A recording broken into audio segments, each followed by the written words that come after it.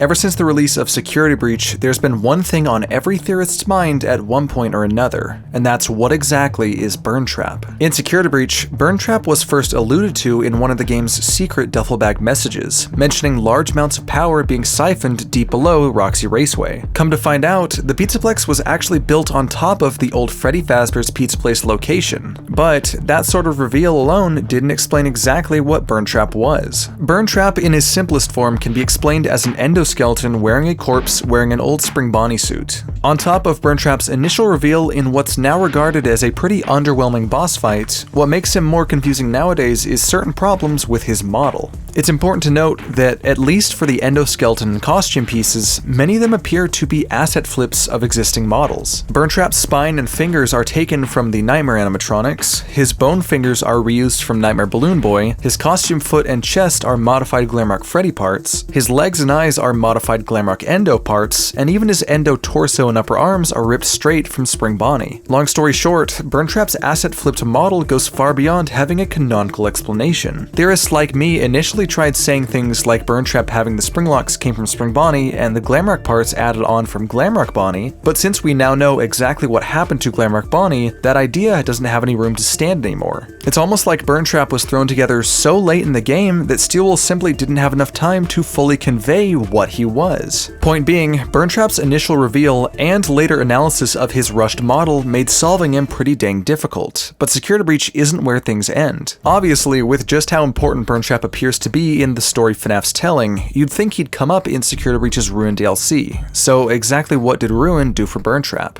Well, truth be told, not a whole lot. First of all, Ruin made the interesting choice of confirming which of Security Breach's endings was canon, and surprising literally everyone, it was the Princess Quest ending. The Princess Quest ending being canon isn't exactly what hurt Burntrap though. It's instead what happened in Ruin to the other non-canon endings of Security Breach. In Ruin, we can collect a plethora of items, though most of them are from the AR world. Some of the only items we can find that are actually real though are these drawings showing scenes from Security Breach's various endings. These drawings are by Gregory, who seems to have imagined up these various endings on his own, leaving sketches around the Pizzaplex. Curiously though, one of these drawings shows a shot from the Burntrap ending, the one where Burntrap is being taken by the Blob. Obviously, with the Princess Quest ending being canon, it was clear that the Burntrap ending didn't exactly happen, but that mere drawing led many to believe that Burntrap himself never even existed in the first place, confusing things further. However, let's be very clear that this was a pretty easy misinterpretation of that drawing to make, because simply, that's not how FNAF's endings work. While it's true that non-canon endings obviously never actually happen, what matters about them in FNAF is that they always could have happened. Just because Michael never visits the private room or Cassie doesn't visit the scooper doesn't mean they don't both exist. We just never get to cross paths with them, and the exact same thing goes for Burntrap. Just because his ending isn't canon doesn't mean he didn't exist. Plus, we know the Tangle exists, and it'd be pretty dang weird for Gregory to have created the Burntrap character out of his imagination. So while we've determined that Burntrap was indeed real, we still haven't exactly cracked what he is. The discrepancies of his model seem to suggest that analyzing it won't get us very far either, so is there anywhere else Burntrap might have been hinted at in Ruin? Well, in Ruin we actually do get to visit the Burntrap rooms, this time on his side lined with burners, but strangely he's no longer there. That might lead you to initially think that maybe something like the Burntrap ending could have happened after the Princess Quest ending, explaining why Burntrap isn't there now, but there's a big problem. In the Burntrap ending, we see the entire underground basically falling apart, including the collapse of Burntrap's own room, but as of Ruin, it looks completely untouched. So it's clear that the Burntrap ending definitely didn't happen like we see it in Security Breach. However, it's clear that something did happen to Burntrap after Security Breach, but we're no closer to finding out what. Honestly, there's only one other trace of Burntrap in Ruin, and that's this texture of a claw mark in the vent connecting to Burntrap's room. This texture is pretty dang easy to miss, but sure enough, you can actually faintly see it while collecting coins in Burntrap's rooms if you look hard enough. Though you might be wondering exactly why I'm saying it's the last trace of Burntrap.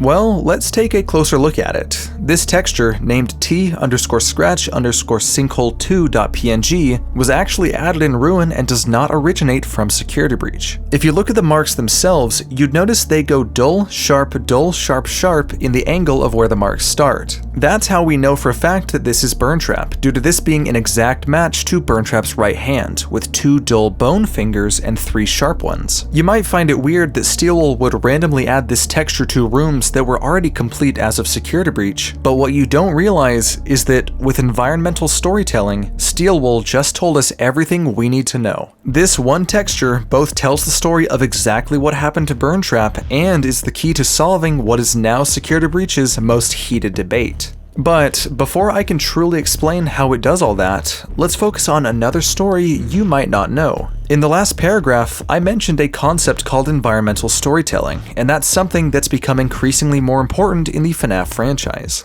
Environmental storytelling is using the environment to tell a story, and it's honestly one of my favorite parts of analyzing Steelwool's games. As an example, we can take one look at this shot of the old elevator in Ruin and notice this dirty trail of oil leading away from it that certainly wasn't there in Security Breach. By following it almost back up to the stairs we came down with, you'll see it lead into a large hole in the wall. Those simple environmental details, while not saying a word, show us how the blob came up from the sinkhole through the elevator shaft and burrowed into the wall, leaving a trail of oil the whole way. Pretty neat, huh? Steelwool loves environmental storytelling, which is why we're going to focus on perhaps the most important environmental story in all of Ruin, and that's how the Mimic got trapped under the Pizzaplex in the first place. Last we saw, before the events of Security Breach, the Mimic was loose in the sealed up pizza place, but as of Ruin, it appears to have been sealed even deeper beneath it. I'd like to briefly note that while Tales from the Pizzaplex shows workers cementing over the pizza place to contain the Mimic, this is not the same cement wall we see in Ruin, which has become a common misconception. In Tales, the workers sealed the pizza place's main entrance, which we see is unearthed in Security Breach, likely due to Glamrock Freddy clearing the path, but that means we still need to figure out who made that new cement wall even deeper underground. Well, if we take a closer look around the same cement room wall, we'd see a Glamrock Freddy backpack in one of the corners, but that's not just any Glamrock Freddy backpack. I missed this on my initial playthrough, but the backpack actually has Gregory's name tag on it, and honestly, this isn't all too surprising. Even from the first chapter, Ruin made it clear Gregory had been back to the Pizzaplex after Security Breach. This is made most apparent when Gregory reveals his knowledge of the Mex's security program during the elevator ending of Ruin. It appears that after the Princess Quest ending of Security Breach, Gregory and Vanessa began working together, eventually returning to the Pizzaplex to set up the various security nodes we see in Ruin. Honestly, it was probably more Vanessa doing the technical work with the nodes, while Gregory just sat around, maybe drawing the same drawings we find in Ruin while Vanessa did all the actual work. Either way, it's clear Gregory and Vanessa were the ones responsible for setting up the Mex's security program, but how did they trap the Mimic? Well, here's where Ruin's environmental storytelling hits its peak. It's easily missable, but just behind Gregory's backpack is actually a collapsed vent.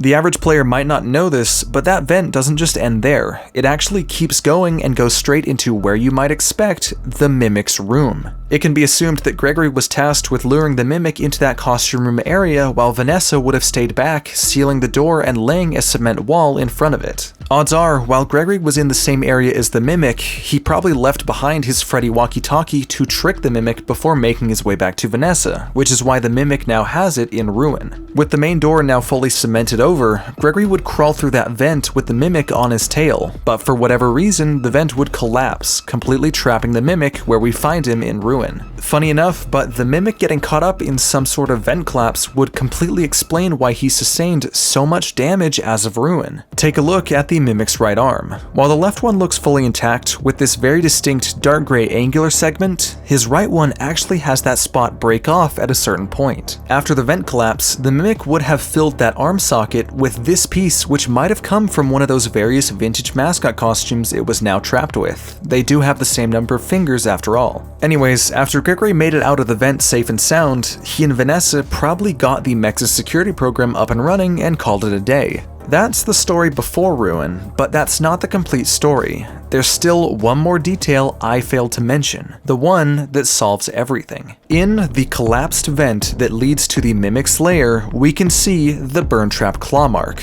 t_scratch_sinkhole2.png, just behind Gregory's backpack is the exact same claw mark Burntrap made in his lair. But this mark doesn't just appear once, it also appears in the very vent right next to where the mimic resides in Ruin, connected to his very room. Steelwool added that claw mark for one specific reason, to finally end Security Breach's biggest debate once and for all. Is Burntrap the mimic? And the answer is yes. There's a reason you don't see Burntrap anywhere in Ruin, and it's because he's been right in front of us this whole time. Gregory wasn't luring or trying to escape from the mimic through that collapsed vent, he was dealing with Burntrap. The same Burntrap who'd lose the hand he'd used to make those claw marks when that vent collapsed. Good thing the mimic still has his other hand as a dead ringer for Burntraps. And that's the story of how Ruin's environmental storytelling secretly solved the Burntrap debate. With this video, hopefully you learned something new about either Ruin or Security Breach, and there's still fun details like this waiting to be discovered. Next time, I'm hoping to talk about something a bit more Help Wanted 2 related, since that game's flat mode just released. But until then, take care and I'll see you guys next time. Thanks for watching.